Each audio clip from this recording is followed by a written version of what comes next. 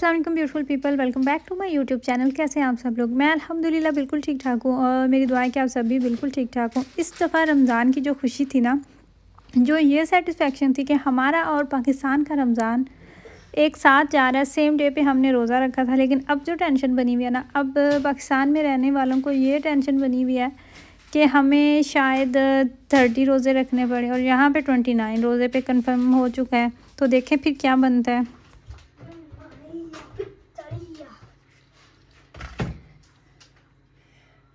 ये नहीं, डब्बे में पड़ा हुआ है जो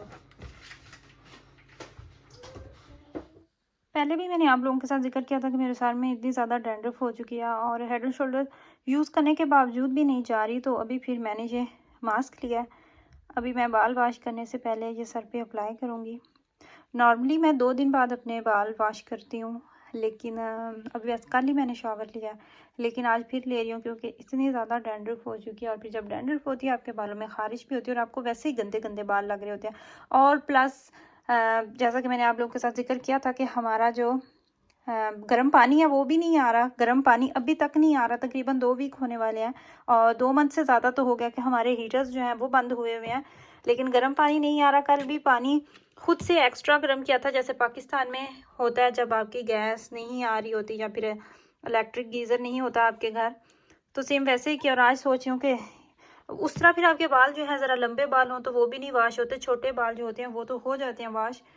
तो सोच रही हूँ कि वो पानी गर्म किए बगैर ही ठंडे पानी से ही बाल जो है ना वो वॉश कर लेती हूँ। है तो मुश्किल ही, लेकिन करना ही है। तो उससे पहले मैं अभी ये मास्क जो है ये अप्लाई करूँगी अपने बालों में और देखूँगी कि इसका रिज़ल्ट कैसा है। इसके ऊपर मेंशन है कि ड्राई और एक्स्ट्रा ड्राई स्किन के लिए, जब आपकी सर की स्किन बहुत ज़्यादा ड्राई हो जाती है, डैंड्रफ भी एक्चुअली तभी बनती है। और लगाने का भी कोई लंबा चौड़ा इसका नहीं है, बस एक दफ़ा अप्लाई करना है और फिर फ़ौरन से बालों को वॉश कर देना है। बाल मैंने अपने वॉश कर लिए और अभी तो बिल्कुल ऐसे लग रहा है जैसे सर है ही नहीं साथ फ्रीज़ हो गया, इतनी ज़्यादा ठंड थी। जितनी बुरी ये सर की डैंड्रफ होती है ना कि पूछे मत। और जब लंबा अरसा आपकी ये स्किन का मसला नहीं ख़त्म होता तो आपके बाल झड़ना शुरू हो जाते हैं। और जो सबसे बुरी बात मुझे लगती है वो ये कि एक दफ़ा आप बाल वॉश करते हो 2-3 घंटे बाद दोबारा आपको लगता है कि आपके बाल वॉश करने वाले हो गए। मुझे ये साल में 1-2 दफ़ा ज़रूर मसला हो जाता है। तो अभी फिर आजकल मैं स्ट्रगल कर रही हूँ कि इस मसले से मैं छुटकारा पा लूँ, लेकिन मुझे समझ नहीं आ रहा कि मेरे ये वजह क्या बनी है डैंड्रफ होने की, पता नहीं। खैर एनीवेज़ मुझे उम्मीद है कि मैं इससे छुटकारा पा ही लूँगी लेकिन वो होता है ना कि जो भी मसला आपकी लाइफ में बना हुआ होता है ना, जिस चीज़ से आप स्ट्रगल कर रहे होते हैं, चाहे वो छोटी से छोटी बात क्यों ना हो, हम अपनी परेशानियों को लेके, अपने मसलों को लेके इतने सिंसेर होते हैं ना कि हमारी कोई भी बात हो, हमारी सोच उसी मसले पे आके रुक जाती है कि अच्छा ये वाला मसला है।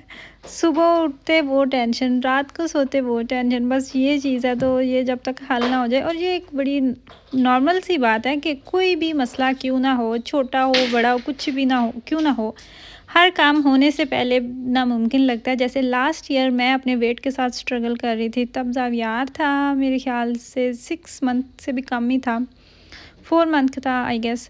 तो तब मुझे ये बस टेंशन थी और मुझे यकीन नहीं आ रहा था कि मैं कभी ये वेट दोबारा से कम कर पाऊँगी। दुनिया का सबसे मुश्किल काम जो है ना वो ये वेट लॉस करना है।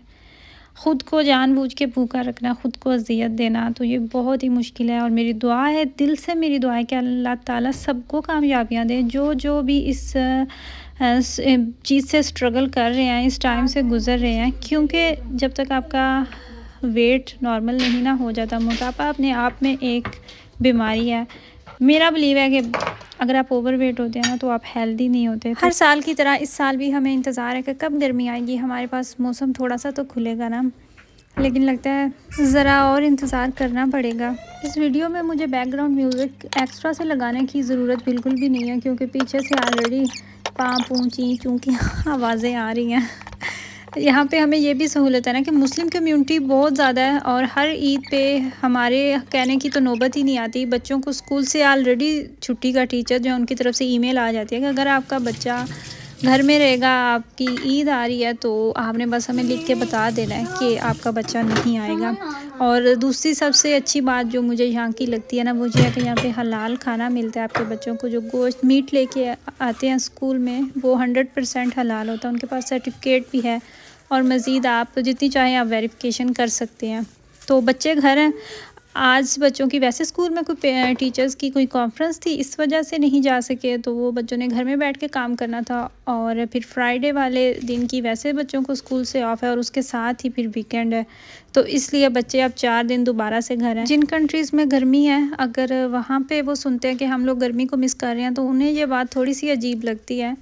लेकिन सर्दी से भी दिल उकता जाता है। जैसे पाकिस्तान में जब एक्सट्रीम लेवल की ठंड पड़ती है, तो वहाँ पे भी सब यही कहते हैं। खैर वहाँ पे गर्मी को तो कोई नहीं मिस करता लेकिन ये होता है कि सर्दी जो है ये चली जाए, क्योंकि वो भी बहुत ही एक्स्ट्रा किस्म की होती है। 2-3 डिग्री वहाँ पे भी चला जाता है, लेकिन ये है कि वहाँ पे गर्मी को ज़रा ज़्यादा सीरियस लिया जाता है और सर्दी को इतना सीरियस नहीं लेते, लाइट लिया जाता है। हालांकि जो ठंड होती है ना, वो भी अच्छी खासी हो जाती है वहाँ पे।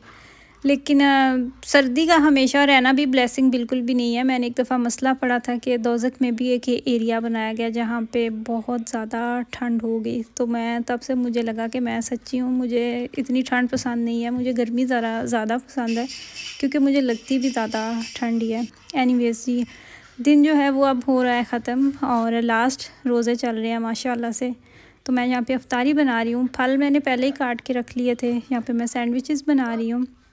बहुत मज़ेदार ये सैंडविच बने थे और इनका आमेज़ा मैंने बनाया था कुछ इस तरीके से। 2 अंडे लिए, उनके अंदर मैंने थोड़ा सा, मेरे पास चिकन भी था तो उसके मैंने रेशे करके डाल दिया। अगर आपके पास चिकन नहीं है तो आपने बस अंडे ही रखने हैं, अंडे, और उसके अंदर जाएगी ब्लैक पेपर, थोड़ा सा नमक जाएगा हस्बे ज़रूरत, थोड़ा सा लेमन जूस डाल लें ज़रा जायका ज़्यादा अच्छा करने के लिए, और फिर मेयोनीज़ जाएगी। तो मेयोनीज़ थोड़ी सी ज़्यादा ही आपको डालना होगी। तो बस आपने इसको सैंडविचेस जो होते हैं उनमें फ़िल कर लेना है, ब्रेड के किनारे आपने उतार लेना और इस तरह आपने रैपिंग शीट में उनको रैप करके रख लेना।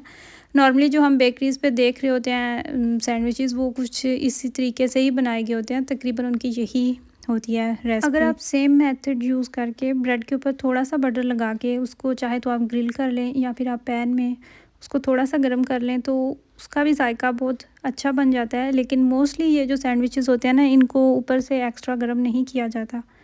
तो जी यहाँ पे हो चुके हैं अल्हम्दुलिल्लाह हमारा इफ़्तार का टाइम। तकरीबन अब 9 बजे से कुछ मिनट पहले ही होता है इफ़्तार का टाइम भी।